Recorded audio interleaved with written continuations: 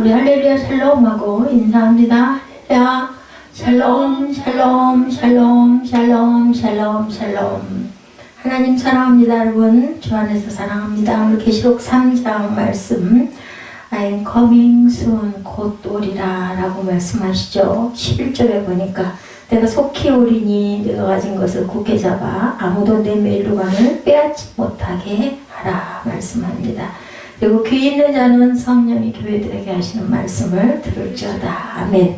계시록 3장은 2장에 이어서 소아시아 7교회 중에 나머지 3교회죠. 4대 빌라델피아, 라오디게아 이 교회들에게 대한 요한의 편지, 성령께서 주신 영을 요한이 그대로 전하는 편지의 내용입니다. 역시 이 교회들을 향한 예수님의 모습, 칭찬과 책망, 약속 등에서 우리는 오늘날 우리 교회들, 한국 교회들, 우리 자신이 속한 교회들을 향한 예수님의 관심과 열정을 우리가 보고 느끼고 묵상할 수 있어야 할 줄로 믿습니다. 3장 내용의 중요한 것들 잠깐 짚고 갑니다. 3장 1절이죠. 7교회 사자들을 말하죠. 7별하고 나오죠. 그리고 내 행위를 아노니 내가 살았다는 이름 가졌으나 죽은 자로다. 1절에 이렇게 얘기하죠. 죽은 행실을 우리는 회개해야 된다는 거죠. 무성숭배, 음행, 또 주를 시험하는 거, 원망하는 거 이런 것들을 버려야 된다. 고린도전서 10장 1절에서 10절에 나와 있고 히브리서 6장 1, 2절에 죽은 행실을 회개하라고 증거하고 있습니다. 3절에 창조의 목적 어떻게 받았으면 어떻게 들었는지 창조의 목적이죠. 성도에게 주신 믿음의 도, 단번에 주신 믿음의 도죠. 마태복음 5장 13절에서 16절에 세상의 빛과 소금으로, 그리고 출애굽기 20장 23장의 언약의 말씀, 요다서 1장 3절에 성도에게 단번에 주신 믿음의 도, 그리고 사도행전 7장 38절에 살아있는 말씀, 생명의 도다 이렇게 얘기합니다. 그리고 사도행전 24장 24, 5절에 그리스도 예수를 믿는 도, 그리고 전도서 12장 13절에 사람의 본분을 이야기를 하죠. 어떻게 믿었으며 어떻게 받았으며 어떻게 들었는가. 그리고 옷을 더럽히지 아니한 자 4절에 나오죠. 마태복음 22장 9절에서 14절에 예복 입은 자, 계시록 19장 8절에 빛나고 깨끗한 세마포를 입은 자, 그 성도로서 옳은 행실을 가진 자를 얘기하고 있습니다. 마태복음 5장 13절에서 16절에 세상의 소금과 빛이죠. 계시록 22장 14절에 두루마리를 빠는 자, 계시록 7장 13, 14절에 흰옷 입은 자들, 이사야 61장 10절에 공의의 겉옷을 입은 자. 그러니까 결국은 세상의 소금과 빛처럼 옳은 행실, 성도로서의 온전한 행실을 입은 그런 자들을 비유로 흰옷 입은 자들, 우리가 하늘로 올라갈 때는 이제 변화된 몸으로 흰옷을 입는다라는 이야기를 하고 있습니다. 그 이름을 내 아버지 앞과 그의 천사들 앞에서 신으라고 5절에 말씀합니다. 마태복음 10장 32, 3절에 누구든지 사람 앞에서 나를 신하면 나도 하늘에 계신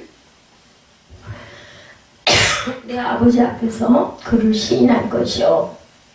그리고 마태복음 7장 23절에 내가 너희를 도무지 알지 못하니 불법을 행하는 자들아 내게서 떠나가라 이렇게 얘기합니다. 8절에 보면 내 말을 지키며 하죠. 작은 능력, 성령의 권능으로 하나님의 말씀을 지켰음을 뜻합니다.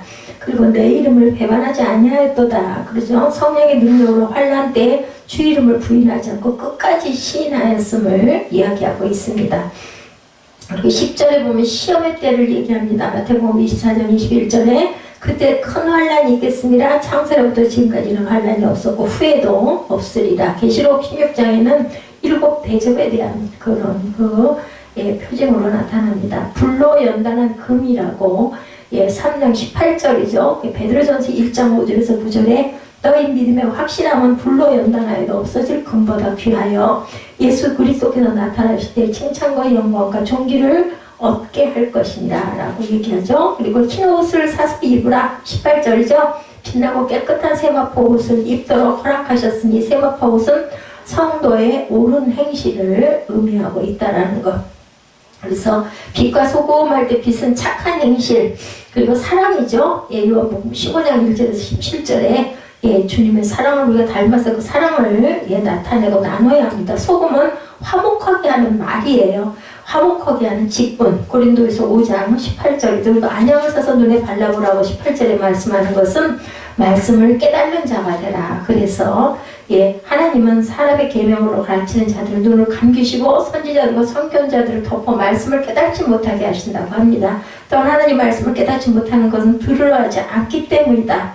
따라서 우리 본절에 섞이지 아니한 하나님의 말씀만을 가르치고 하나님의 말씀이면 내 생각에는 경험에 맞지 않더라도 아멘으로 말씀을 깨닫는 자가 되라 라는 그런 내용의 말씀을 증거하고 있습니다. 그리고 일곱 교회에 나타난 예수 그리스도를 일곱 교회에 쭉 일곱 교회에게 이기는 자에 대한 것들, 이기는 자에게 허락되는 것들에 대해서 쭉 증거하고 있는 부분들이 오늘 계시록 3장에 나타나는 그러한 내용들의 대략이다. 그래서 사대교회에게 보내는 편지가 1절에서 6절까지 나타나죠. 소수의 옷을 더럽히지 않는 자를 칭찬하셨어요. 4, 5절에 보면 사대교회에 나타나신 예수님은 하나님의 7명, 그리고 성령의 모습이죠. 또한 7별, 7교회의 사자를 표현하는 것도 특징으로 나타납니다. 예수님은 이 모든 것을 가진 분들로 내적 생명력이 부족한 사대교회의 합당한 모습을 보이시죠. 사대교회를 향해서 예수님은 칭찬하는 것이 있는데 그것은 비록 소수지만 복음에 합당하게 생활하는 진정한 성도들, 즉 옷을 더럽히지 않은 자들이 있음을 기뻐하셨어요. 그들은 사대교회 다수 사람들이 입술로는 존경하지만 마음은 하나님에게로 떠난 모습과 대조적인 사람들로 예수님의 인정하심을 받는 사람들이다. 다수의 사람들의 행동과 뜻이 언제나 옳은 것이 아님을 사대교회의 모습을 통해서 발견할 수가 있는데 우리 1절에서 6절 우리 한번 읽어볼까요? 사대교회 사자에게 편지하라. 하나님이 7명과 7뼈를 가지신 이가 이르되 내가 내 행위를 아노니 내가 살았다는 이름을 가졌으나 죽은 자로다. 너는 읽게어 그 남은 바 죽게 된 것을 굳건하게 하라. 내 하나님 앞에 내 행위와 온전한 것을 찾지 못하였나니 그러므로 내가 어떻게 받았으며 어떻게 들었는지 생각하고 지켜 회개하라. 만일 읽히지 아니하면 내가 도둑같이 이르리니 어느 때 내게 이르는지 내가 알지 못하리라. 그러나 사대의 옷을 더럽히지 아니한 자 몇 명이 내게 있어 흰옷을 입고 나와 함께 다니리니 그들은 합당한 자인 영고라. 이기는 자는 이와 같이 흰옷을 입은 것이요 내가 그 이름을 생명책에서 결코 지우지 아니하고 그 이름을 내 아버지 앞과 그의 천사들 앞에서 시인하리라. 귀 있는 자는 성령이 교회들에게 하시는 말씀을 들을지어다. 사대교회에게 이렇게 몇 명의 흰옷을 입은 자, 이렇게 행위를 더럽히지 않은 자가 있음을 칭찬합니다. 그래서 숫자에 많고 적으면 큰 문제가 없다는 것을 우리가 꼭 알아야 됩니다. 우상을 제거해서 정결하게 해야 된다. 역대하 34장 3절에 아직도 어렸을 때 곧 왕위에 있은 지 8년에 그의 조상 다윗이 하나님을 비로소 찾고 제12년에 유다와 예루살렘을 비로소 정결하게 하여 산당과 아사랴 목상들과 아로새긴 우상과 보호만들 우상들을 제거하여 끊었다. 이렇게 정결하게 결단을 할 줄 알아야 된다. 우상스러운 것들은 딱 마음에서든 생활에서든 어떤 물건들도 자꾸 마음에 거리끼게 오는 거는 그냥 가차없이 그냥 싹쓸이를 해서 없애버려야 된다. 그리스의 대속이 정결케 한다고 말라기 3장 3절에 그가 은을 연단하여 깨끗하게 하는 자 같이 앉아서 레위 자손을 깨끗하게 하되 금은같이 그들을 연단하리니 그들이 공의로운 제물을 야훼께 바칠 것이다. 금은이 만들어지기까지는 기가 막힌 뜨거운 용광로 속에서 연단을 통해서 그죠? 더러운 것들을 제하여 버려야 아름다운 금이나 은이 태어나는 것을 우리가 압니다. 믿음이 정결케 된다고 사도행전 15장 9절에 믿음으로 그들의 마음을 깨끗이 하사 그리나 우리나 차별하지 아니하셨느니라. 뭘로 깨끗이 해요? 믿음으로 그들의 마음을 깨끗이 하였다라고 합니다. 영적으로 죽었고 행위가 불완전함을 또한 책망하셨죠. 사대교회를 향해서 예수님은 영적으로 죽었음을 책망합니다. 그 외적인 교인은 될지 몰라도 그 내적 중생의 체험을 한 진짜 교인이 아니고는 하나님 주신 기업을 얻을 수가 없다. 또한 사대 교인들의 행위가 완전하지 않았다라고 2절에 이렇게 말씀하죠. 또한 그 사대 교인들은 행위가 완전하지 않았다. 하나님께서는 사람이 행할 수 있는 한도 내에서 최선을 다하는 모습을 기뻐하시지만 사대교회 교인들은 그렇게 열심히 자신들의 할 일을 다하지 못했다라는 겁니다. 그래서 이러한 책망을 하시면서도 그들이 회개하기를 그래도 끝까지 권면하시죠. 어떻게 받았으며 어떻게 들었는지 3절이죠. 생각하고 지켜 회개하라. 만일 일깨지 아니면 네가 깨우치지 않으면 내가 도둑같이 이르리니 어느 때 내가 이르는지는 내가 알지 못한다. 예, 그렇습니다. 우리는 언제 이렇게 될지 아무도 모릅니다.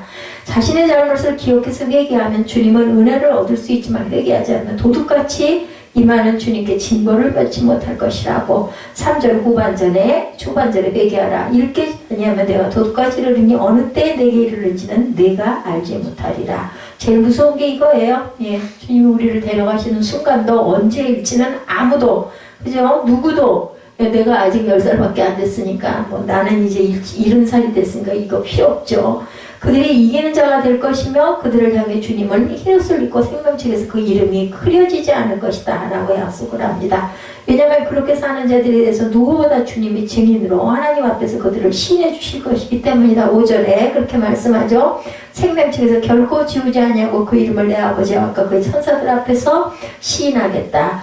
성령을 쫓아 행하라고 그러죠. 로마서 8장 4절에도 육신을 따르지 않고 그 영을 따라 행하는 우리에게 율법의 요구가 이루어지게 하려 하심이니라. 규모 있게 행해야 된다. 데살로니가후서 3장 7절에 어떻게 우리를 본받아야 할지를 너희가 스스로 아나니 우리가 너희 가운데 무질서하게 행하지 아니하며 흠없이 또한 행해야 된다. 데살로니가전서 2장 10절에 우리가 너희 믿는 자들을 향하여 어떻게 거룩하고 옳고 흠없이 행하였는지에 대하여 너희가 증인이요 하나님도 그러하시도다. 우리는 증인도 굉장히 중요합니다. 그래서 필라델피아 교회에 보내는 편지 오늘 중심이죠. 7절에서 13절에 증거하고 있습니다. 필라델피아 교회는 정말 하나님께 칭찬을 받은 너희들이 작은 능력으로 내 말을 지키고 내 이름을 배반하지 아니하였다. 이 내용을 가지고 칭찬하시는 부분이죠. 말씀을 지키고 주님을 배반하지 않았음을 8절에 칭찬하십니다. 필라델피아 교회에 나타난 주님은 거룩하시고 진실한 분이다. 7절이죠. 예, 그래서 또한 예수님은 다윗의 열쇠를 가지신 분이다라고 7절에 말씀합니다. 필라델피아 교회 사자에게 편지하라. 거룩하고 진실하사 다윗의 열쇠를 가지시니 곧 열면 닫을 사람이 없고 닫으면 열 사람이 없는 그가 이르시되 8절에 내가 내 앞에 열린 문을 두었을 때 너희 닫을 사람이 없으리라. 내가 내 행위를 아느니 내가 작은 능력을 가지고도 내 말을 지키며 내 이름을 배반하지 아니하였다. 칭찬하죠. 그래서 보니 9절에 사탄에게 회당고 자칭 유다인이나 하나 그렇지 아니하고 거짓말하는 자들 중에서 며칠 내게 주어 그들로 와서 내 발 앞에 절하게 하고 내가 너를 사랑하는 줄을 알게 하리라. 내가 나의 인내의 말씀을 지켰은즉 내가 또한 너를 지켜 십배 때를 면하게 하니 이는 장차 온 세상에 임하여 땅에 거하는 자들을 시험할 때 그럴 때 시험의 때를 면하게 해주겠다고 말씀하세요. 그죠? 10절에 11절에 내가 속히 오리라. 내가 가진 것을 굳게 잡아 아무도 내 멸류관을 빼앗지 못하게 하라. 이기는 자는 내 하나님 성전의 기둥이 되게 하리니 그가 결코 다시 나가지 아니하리라. 내가 하나님의 이름과 하나님의 성 곧 하늘에서 내 하나님께로부터 내려오는 새 예루살렘의 이름과 나의 새 이름을 그의 위에 기록하리라. 그러니 귀 있는 자는 성령이 교회들에게 하시는 말씀을 들어라 라고 이렇게 말씀합니다. 하나님을 배반하면 호세아 13장 16절에 사마리아가 그들이 하나님을 배반하였으므로 형벌을 당하여 칼에 엎드러질 것이요 어린아이는 부서뜨려지며 아이벤 여인은 배가 갈라지리라. 무서운 이야기죠. 다 죽임을 당한다는, 죽는데 비참하게 죽습니다. 언약을 배반하죠. 그랬을 때 다니엘 11장 32절에 그가 또 언약을 배반하고 악행하는 자를 속임수로 파시킬 것이나 오직 자기 하나님을 아는 백성은 강하여서 용맹을 떨치느니라. 이렇게 증거하고 있습니다. 가진 것을 굳게 잡으라고 권면하시죠. 필라델피아 교회 그 성도들이 주님의 칭찬을 얻었지만 방심하는 것은 신방에 있어 특히 금물입니다. 성도를 향해 사단은 우는 사자같이 두루다니며 산길자를 찾게 가지고 있는 믿음을 굳게 잡고 겸손히 삶에 임하는 자세가 중요하죠. 아름다운 신앙의 전통은 굳게 잡아야 한다. 11절에 그렇게 말씀합니다. 그러한 권면을 하고 난 후에 요한은 예수께서 그들을 사랑한다는 약속을 주셨다는 것을 상기시키죠. 그들을 핍박하는 유대인들이 굴복하고 회개할 것이며 시험의 때를 면할 수 있도록 예수님이 도와주실 것이다. 내 발 앞에 절하게 하고 내가 너를 사랑하는 줄 알게 하리라. 9절에 그렇게 말씀합니다. 또한 주님께서 속히 임하겠다고 11절에 내가 속히 오리니 내가 가진 것을 굳게 잡아 아무도 내 멸류관을 빼앗지 못하게 해라. 꽉 붙들고 있어라. 이것은 고난받은 성도들에게는 기쁨이지만 불순종하는 자들에게 말할 수 없는 두려움에 경고입니다. 오시면. 그죠? 그리고 끝까지 신앙에서 승리하는 자들은 하나님 성전에 기둥이 되게 해주겠다라고 말씀합니다. 우리들도 믿음에 견고하여져서 하나님께 영광을 돌리고 약속하신 것을 능히 이루실 줄을 확신하는 믿음을 가져야 되겠다. 로마서 5장 20절에서 21절에 말씀합니다. 그리고 또한 견고해야 하시는 이는 하나님이라고 고린도서 1장 21, 2절에 우리를 너희와 함께 그리스도 안에서 굳건하게 하시고 우리에게 기름을 부으신 이는 하나님이시니 이것은 요한일서 2장 20절에도 있습니다. 그가 또한 우리에게 인치시고 보증으로 우리 마음에 뭐를 주셨어요? 성령을 주셨습니다. 믿는 자의 마음이 견고하여진다. 데살로니가전서 3장 13절에 너희 마음을 굳건하게 하시고 우리 주 예수께서 그의 모든 성도와 함께 강림하실 때 하나님 우리 아버지 앞에서 거룩함에 흠이 없게 하시기를 원한다. 우리가 거룩함에 흠이 없도록 항상 굳게 믿음을 지켜야 되겠죠. 그리고 이제 그 다음에 라오디게아 교회에 보낸 편지가 14절에서 22절까지 쭉 이렇게 나오죠. 미지근한 신앙생활을 책망하십니다. 라오디게아 교회에 나타나신 예수님의 모습은 아멘이시고 충성되고 참된 증인이시며 창조의 근본이신 분이었다. 특히 여기서 예수님의 창조자라고 묘사된 것은 추후 61년에 발생한 지진의 재해로 로마 정부의 도움 없이 자력으로 복구한 것에 대해서 시민들 스스로 자만에 빠져 있을 수 있었기 때문에 하나님은 우주의 창조자이심을 새삼 강조하고 있습니다. 이런 상황에 처해서 라오디게아 교회는 미지근한 신앙생활을 하고 있었고 신앙의 중립적인 태도란 있을 수가 없는데 이렇게 뜨뜻미지근했다라는 거죠. 적당주의는 발을 붙여놓을 수 없는 세계가 바로 신앙의 세계라는 것을 우리가 알아야 합니다. 믿든지 말든지죠. 예수님은 현재 상태에 대한 착각에서 이제 헤어나와라. 즉 자신들은 부자여 부족한 것이 없다고 생각하지만 바로 그런 생각이 잘못되었다라고 지적하는 것이 라오디게아 교회 차든지 뜨겁든지 해라라고 말씀하죠. 우리 14절부터 잠깐 볼까요? 라오디게아 교회 사제에게 편지하라. 아멘이시오 충성되고 참된 증인이시오 하나님은 창조의 근본이신 이가 이르시되 내가 내 행위를 아노니 내가 차지도 아니하고 뜨겁지도 아니하도다. 내가 차든지 뜨겁든지 하기를 원하노라. 내가 이같이 미지근하여 뜨겁지도 아니하고 차지도 아니하니 내 입에서 너를 토하여 버리리라.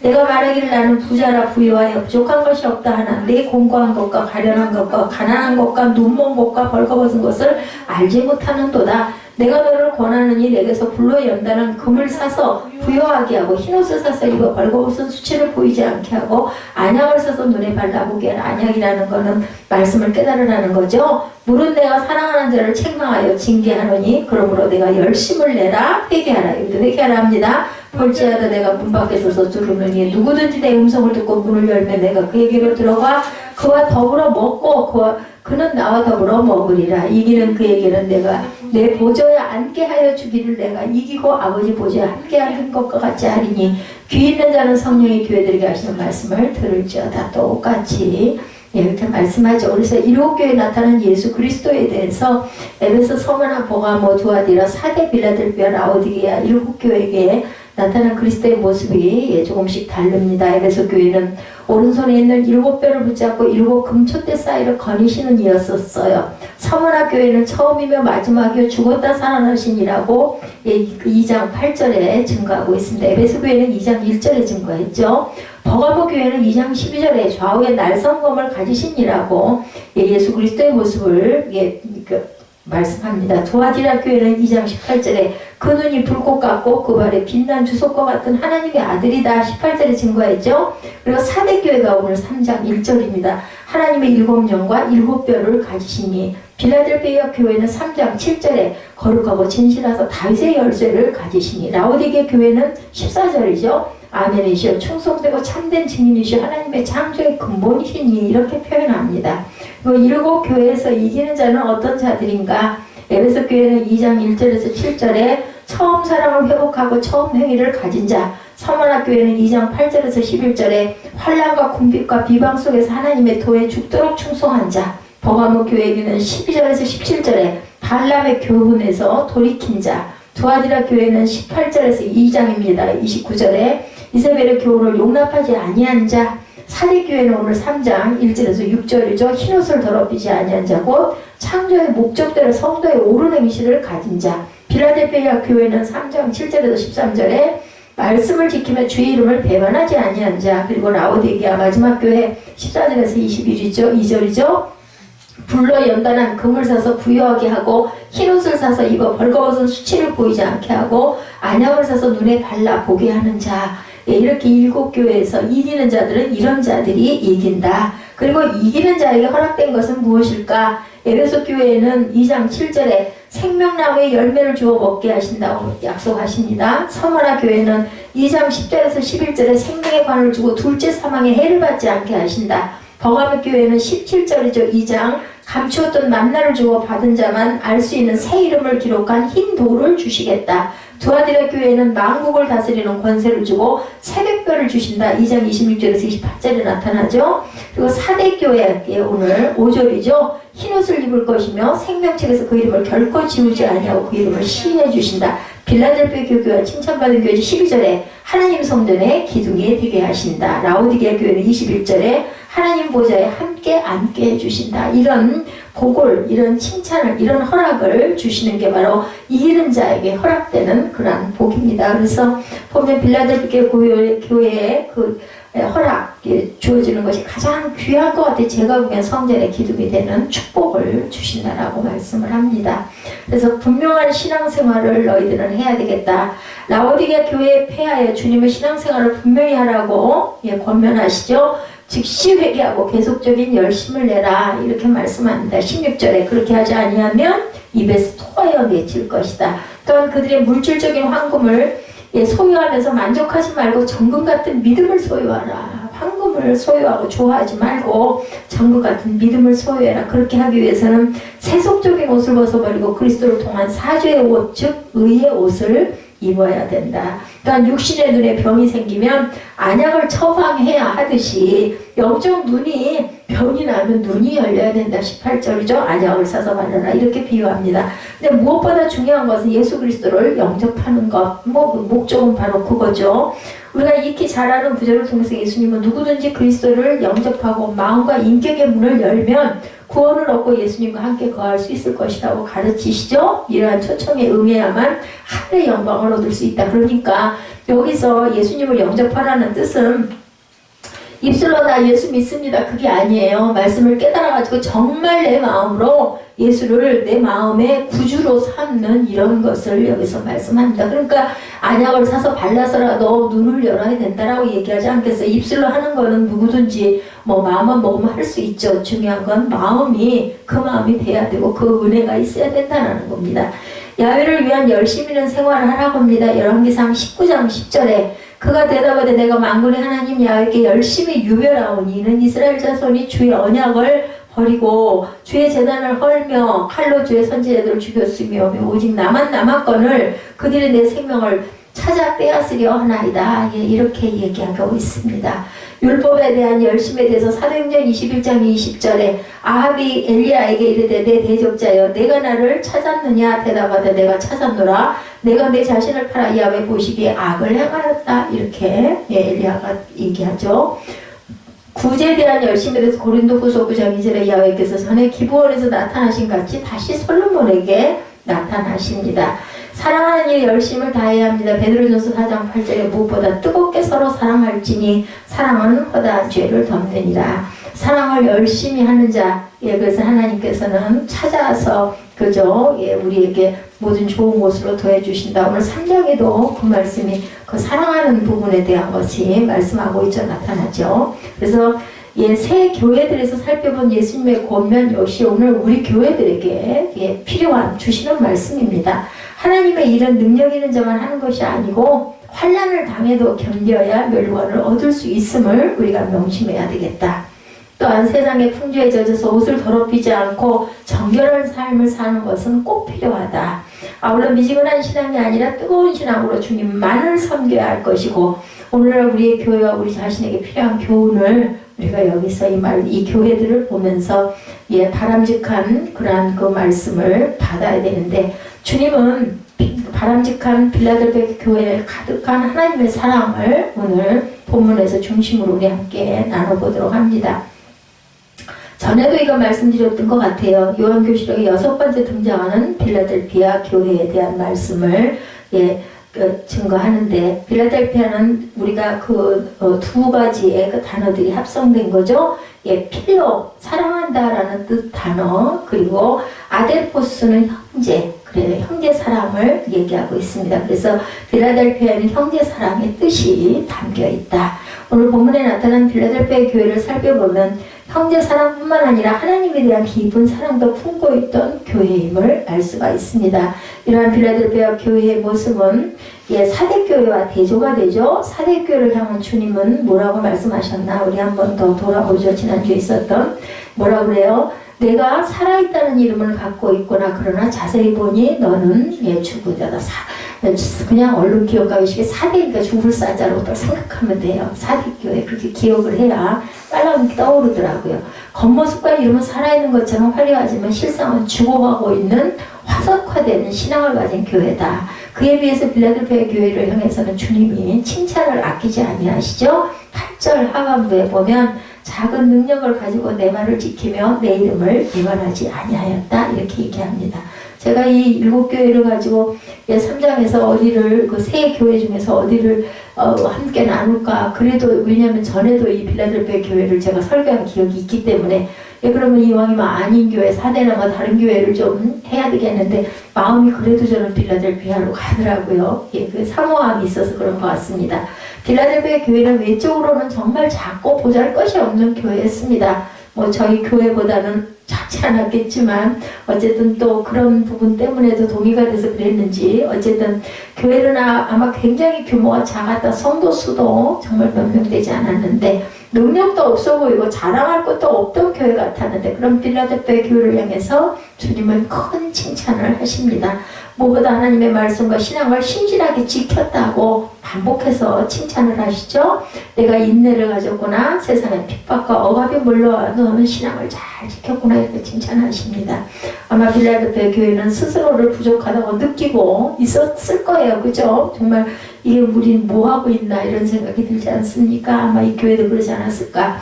예수님의 그에게 내가 작은 능력을 가지고서도 라고 표현한 데서 우리가 이를 짐작할 수가 있는데 작고 능력도 부족하고 무언가 연약한 것 같다고 스스로를 생각하는 그러한 너희 그 교회 그러한 그 자유식을 주님이 그대로 받아서 말씀으로 이어가시고 있습니다. 9절에 등장하는 사탄에 속한 사람들이 빌라델피아 교회를 향해 거짓 소문을 퍼뜨렸을 수도 있을 거예요.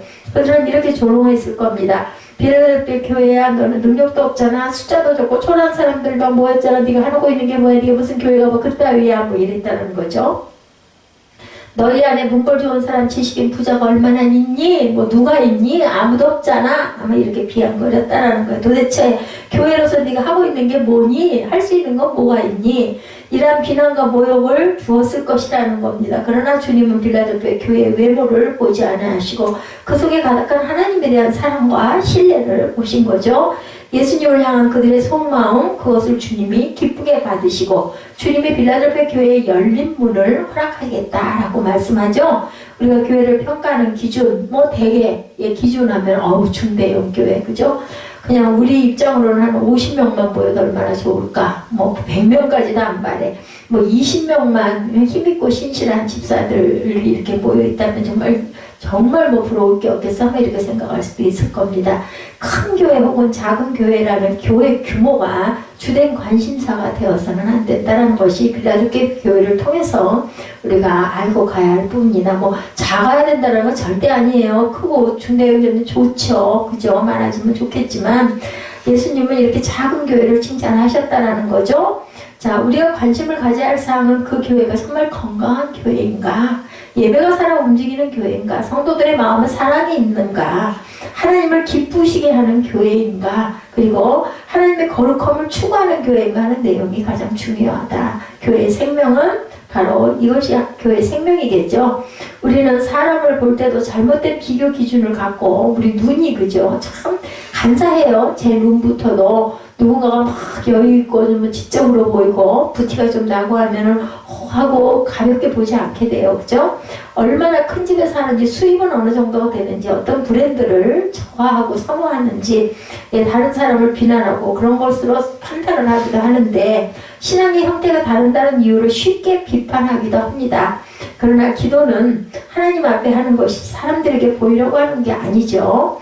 예, 찬양도 마찬가지입니다. 하나님께 드리는 겁니다. 내 영혼의 기쁨이 솟구치는 행위지 사람들에게 드러내 보이려고 하는 게 아니다. 그래서 뭐 찬양을 꼭 잘하는 사람만 찬양을 앞에서 하나님께 특성을 드리는 건 아니다. 근데 이런 외적 기준으로 교회를 평가할 때들이 많습니다. 우리 눈과 귀가 간사해가지고. 그런데 빌라델피아 교회를 향해서도 당시 사람들이 외적인 면을 조롱했다라는 거예요. 당신의 예배당은 너무 작구만, 모이는 사람도 몇 명 되지도 않네. 그런데 이웃을 무슨 성교가 봉사를 하고 있겠어? 이렇게 말했다는 거죠. 저 예수님은 놀랍게도 빌라델피아 교회를 향해 다음과 같은 약속을 허락하시죠. 8절 상반부에 보면 볼지어다 내가 내 앞에 열린 문을 두었을 때 능히 닫을 사람이 없으리라. 이렇게 아주 귀한 말씀을 주십니다. 내 앞에 열린 문이 있다. 이 문은 누구도 닫을 수가 없겠죠. 누구만, 하나님만, 열어놓으신 분만 닫을 수 있는 겁니다. 이것은 축복 중에 축복이라고 할 수가 있죠. 기도의 열린 문이 내 앞에 있다. 이런 말씀입니다.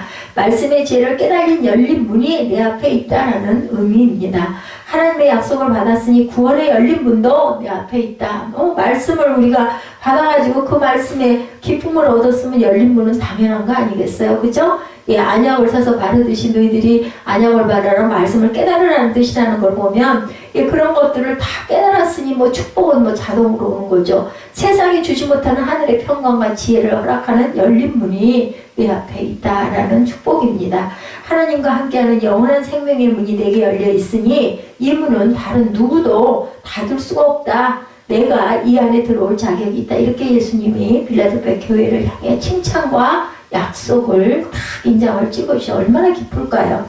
우리가 살고 있는 집의 문은 열려 있을까, 닫혀 있을까, 그죠? 뭐 아파트 문, 보통 문 다 닫혀 있죠. 알지 못하는 사람이 들어올 수도 있고 도둑이 침입할 수 있기 때문에 문을 닫아놓습니다. 심지어는 교회 문도 요즘에는 저희들 같이 작은 교회들은 다 잠가놓고 있지 않으면 누가 문을 벌컥 열지 모르기 때문에 조심스러워서 닫습니다.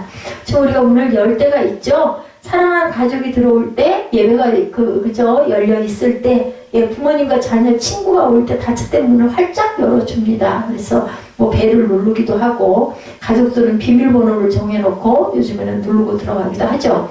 그 다음에 예수님이 빌라델피아 교회를 향해서 내가 네게 문을 열어주겠다라고 하신 말씀의 뜻은 무슨 뜻일까? 내가 나의 가족과 같은 존재다라는 이야기예요. 문을 열어주겠다라는 것은 너는 내 친구와 같은 존재다. 그죠? 그 문을 열어서 들어오게 하는 건 가족이거나 정말 절친, 약속한 친구, 그죠? 손님 이럴 때 문을 열어주죠. 그래서 내가 너를 향해 닫힌 문을 열어줄 것이다. 이런 뜻입니다. 하나님을 지극히 사랑하는 그들에게 기도의 문, 은혜의 문, 생명의 문을 열어 초청해 주시겠다. 초대해 주시겠다. 우리 인생의 비밀번호는 뭐예요? 우리 교회도 비밀번호가 있죠? 천국 구원입니다. 예수 그리스도, 그죠? 바로 천국 구원이 예수 그리스도입니다.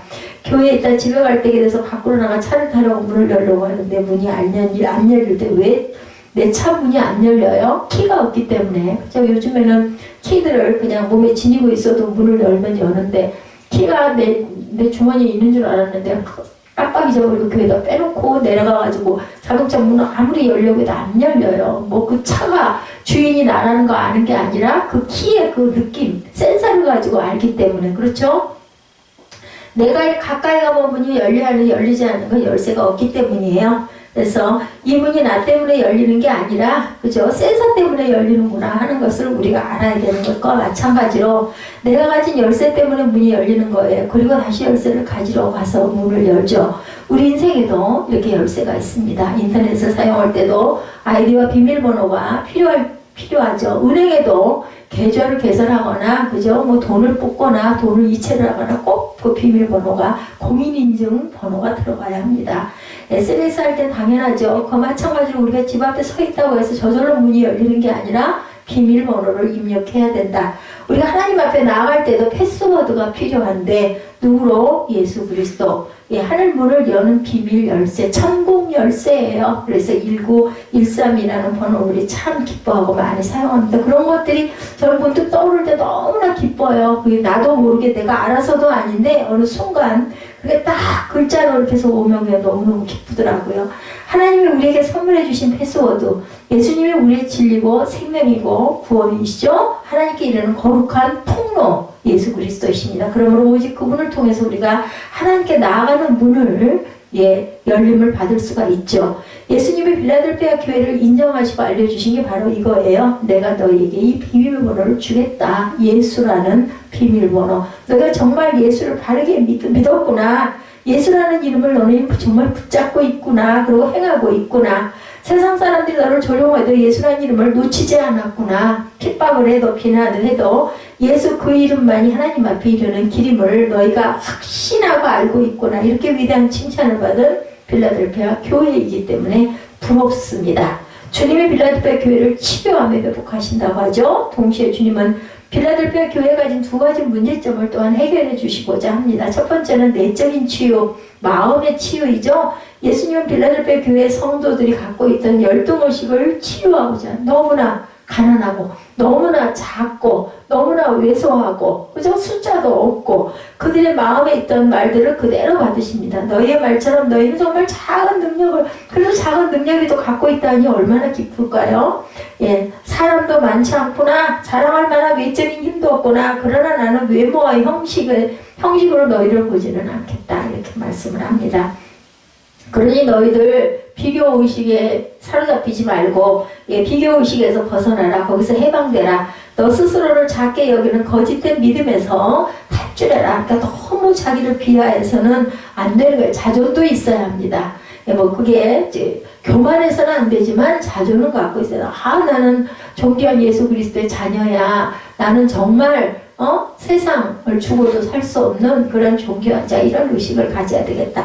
나는 아무것도 아니지만 내 안에 예수님이 계시기 때문에 나는 정말 귀한 존재야. 이런 생각을 해야 되겠죠? 이렇게 예수님이 부탁하십니다. 내 능력이 작다 해도 내가 나를 믿는 순간 하나님의 능력이 너와 함께 할 것이야. 플러스 예수, 플러스 하나님 주님이시다라는 약속을 더해주신 겁니다. 사실을 믿고 일어서라고 빌라델피아 교회를 가르치시는 예수님의 말씀입니다. 예수님은 오늘 우리에게 부탁하시죠. 내가 외모지상주의에 빠져있니? 거기서 벗어나. 학벌주의, 지역주의, 물량주의에 빠져있니? 거기서도 과감하게 탈출해라. 우리 예수님이 결코 그런 것으로 우리를 판단하거나 바라보지는 않으신다는 거죠. 주님은 우리의 업적이 아닌 우리 자체, 그리고 우리의 인격에 관심을 갖고 있습니다. 우리 마음이 온전히 어디를 향하고 있나? 뭘 받기 위해서 네가 나를 섬기니? 아니면 정말 그냥 사랑하니? 교회 그냥 성전 문만 봐도 기쁘고 성전에 있는 여러 가지 성전 여러 가지 집기들을 보고도 그냥 뭔가 쓰다듬고 싶고 이런 마음, 나도 모르는 그런 마음을 하나님은 칭찬하시고 기뻐하십니다. 내가 어떤 성품으로 어떤 삶을 살아가는지, 이렇게 하나님을 사랑하며 겸유하는지, 어떤 마음으로 예배를 드리며 살아가는지, 바로 그 삶의 내용을 바라보시는 주님이시다. 물론 사람들은 끊임없이 비교합니다. 남자와 여자를 비교하고 인간의 존엄성을 훼손하는 일들도 있죠. 있는 자와 없는 자를 나누고 인간됨의 소중함을 훼손하는 사람도 있습니다. 누구도 예외라고 할 수는 없습니다. 우리 눈이, 우리의 귀가 간사하기 때문에. 흑수저, 금수저라는 말들 만들어서 물질과 권력으로 인간을 대충하는 그러한 일들도 있습니다. 그러나 주님은 단호하게 지금 여러분들과 저에게 말씀하죠. 그런 우월의식과 열등의식, 비교의식에서 벗어나라고, 자신을 억압하며 거짓된 믿음에 사로잡히게 하는 믿음에서 떠나라, 이렇게 말씀을 하십니다. 또한 예수님은 빌라델피아 교회의 외적인 치유도 시도하시죠. 내적인 거는 마음의 열등감, 외적인 것은 당시 빌라델피아 교회를 업신여기며 핍박하는 세력이 있었죠. 예수님은 그들을 사탄의 무리다, 이렇게 말씀합니다. 그들에게 몇 가지 특징이 있죠. 먼저 남을 모함하는 특징을 갖고 있습니다. 다른 사람을 음해하고 거짓말로 속이는 특징. 그래서 다른 이들을 자기 마음대로 휘어잡으려고 유혹하고 조종하려고 듭니다. 그런 거짓된 속임수에 넘어가지 말라면서 하나님의 말씀만 굳게 잡으라고 주님이 선포하시죠. 9절에 보라, 사탄의 회당과 자칭 유대인이라 하나 그렇지 아니하고 거짓말하는 자들 중에서 며칠 내게 주어 그들로 와서 내 발 앞에 절하게 하고 내가 너를 사랑하는 줄을 알게 하리라. 얼마나 자존을 살려주는 거예요. 내 앞에 절하게 하게, 내 발 앞에. 그것도 그죠? 사탄에게 속했던 자들 중에서 몇이 빌라델피아 교회에 와서 절함의 용서를 구하게 될 것이다 라고 하죠. 그들 중 몇이 회개하는 날이 올 것이다. 또한 그들 중에는 회개하는 자들도 있을 것이고, 그래서 주님의 빌라델피아 교회를 얼마나 사랑하는지를 두 눈으로 똑똑히 알게 하고 보게 할 것이다 라고 선언하죠. 그래서 주님은 두려워하지 말라고 말씀합니다. 주님이 빌라델피아 교회를 인정하고 칭찬하고 계시니까 끝까지 신앙의 지혜와 인내를 지켜라 라고 이렇게 힘을 주셔요. 그죠? 우리가 연약해질 때는 이렇게 위로하시고 항상 오셔가지고 다독여 주시죠. 예수 그리스도만이 우리의 생명의 열쇠이다. 이처럼 주님은 우리를 인정하시고 우리로 하여금 하나님의 자녀가 되는 축복을 누릴 수 있도록 내적으로 또는 외적으로 우리를 인정하고 자꾸 지원해 주시죠. 신앙생활에는 사람의 눈에 인정받기 위해 하는 게 아니에요. 그죠? 물론 다른 이에 인정받고 칭찬받는 게 뭐 아무것도 아니라는 건 아닙니다. 칭찬하면 좋죠. 그 칭찬하면서 듣기 싫은 사람은 없습니다. 그렇지만 그보다 더 중요한 거 바로 하나님의 시선과 인정이라는 거. 하나님이 나를 어떻게 바라보고 계신지, 그분 앞에서 내 신앙생활은 어느 정도인지 바로 거기에 우리의 마음을 고정시켜야 할 줄 안다는 거죠. 우리가 주님의 말씀을 붙잡으면 하나님이 우리에게 열린 문을 허락해 주신다고 약속하셨고, 바로 그것은 축복의 문이고 생명의 문이고 구원의 문이고 기도의 문이라는 겁니다. 하나님 앞에 다가설 수 있는 문을 하나님께서 우리에게 일단 활짝 열어주셨다. 우리가 주님 앞에 나와 예배 드릴 때 하나님이 우리에게 패스워드를 허락하신 거죠. 하나님 앞에 나아갈 수 있는 이름을 주셨는데 그것이 바로 예수 그리스도의 이름으로, 우리가 하나님 앞에서 예수 그리스도의 이름으로 기도할 수가 있죠. 예수님의 이름으로 예배를 드립니다. 그리고 그분의 이름의 죄 용서를 받고 약속된 영원한 생명을 우리 삶에 선취하며 우리는 살아갑니다. 그래서 마침내 마지막 날이 되면 영원한 삶을 그분과 함께 누리고 나눌 수가 있겠다. 예수님의 세례 요한에게 물세례를 받으신 후에 무트로 올라오실 때 놀라운 사건이 있었죠. 마가복음 1장에는 하늘이 찢어졌다. 그리고 마태복음 누가복음에는 하늘이 열렸다라고 표현합니다. 그동안 인간의 죄악으로 하나님과 인간 사이에 막혔던 모든 장애물이 부서지는 순간입니다. 예수 그리스도로 인해서 그 장벽이 무너지죠. 그때 성령이 비둘기같이 임하여 하늘에서 다음과 같은 음성이 들리죠. 마가복음 1장 11절에 보면 하늘로부터 소리가 나기를 너는 내 사랑하는 아들이라 내가 너를 기뻐하노라. 이렇게 말씀합니다. 하나님은 이 아들 예수를 이 땅에 보내시고 너무 기뻐하셨어요. 모든 사람에게 예수 그리스도의 이름으로 하나님 아버지에게 이르는 구원의 길을 열어놓으셨기 때문에 통로가 되신 거죠. 인간의 죄악 때문에 막혀진 모든 장애물을 하나님이 제거하십니다. 때문에 주님은 이렇게 선언하시죠. 요한복음 14장 6절에 우리가 너무 잘 아는 말씀이죠. 예수께서 이르시되 내가 곧 길이요 진리요 생명이니 나로 말미암지 않고는 아버지께로 올 자가 없느니라. 나로 말미암지 않고는이에요. 아버지께 갈 자가 아무도 없다. 예수님의 우리의 길이고 진리고 생명이시기에 오늘도 우리가 주님 앞에 나와 그분의 이름을 붙들고 하나님께 나아갈 수가 있는 겁니다. 오늘 이 시간 우리가 함께 확인하며 확신할 것. 하나님은 오늘도 예수 그리스도의 이름으로 우리를 열등감과 우월감과 비교의식에서 해방을 시키죠. 주님은 선언하십니다. 주 예수를 바라보라. 내가 나를 믿으면 하나님의 크신 지혜와 능력이 내게 임해서 내가 다시 일어서리라. 오늘 말씀을 통해서 우리는 다시 한번 깨닫습니다. 빌라델피아 교회 교인들이 나는 예수님을 믿는 빌라델피아 교회 성도입니다 라고 고백했을 때 예수님이 하늘의 문을 여시겠다고 약속하시죠. 본문에. 이처럼 오늘 우리도 주님 앞에 나왔으니 고백해야 합니다. 제가 예수님을 믿는 사람입니다. 제가 예수님을 섬기는 새빛교회 성도입니다. 그때 하나님은 우리를 향해서 예수님의 이름으로 나온 너에게 하늘문을 열어주겠다. 이게 빌라델피아 교회 성도에게 약속했던 그 약속을 우리가 진정한 마음으로, 진실한 마음으로, 신령한 마음으로 주님께 고백할 때 이 약속, 그죠? 이러한 증표를 주실 줄로 믿습니다. 그러므로 우리가 이 사실을 외칠 수 있어야 되죠? 내가 하나님을 사랑하나이다. 내가 예수님을 신뢰하나이다. 예수님 안에 내가 거하기 원합니다. 이 고백이 있어야 할 줄로 믿습니다. 예수님은 진리고 생명이고 내가 예수를 믿고 주님 앞에 나아갑니다. 그때 하나님께서 우리에게 하늘의 문을 열어주실 것이다. 예수 그리스도 안에 하나님의 모든 것이 들어있죠. 예수님의 이름, 그 이름만이 하늘문을 열고 들어가는 하나님이 우리에게 주신 유일한 열쇠라는 것. 이 놀라운 예수 이름 그 선물을 갖고 세상에서 승리하고 살아가는 믿음의 자녀들이 되시기를 주님의 이름으로 축복합니다. 우리 예수 그 이름 예수 우리 찬양 들으시면서 5분 동안 기도하시고 축도로 예배를 마치도록 하겠습니다.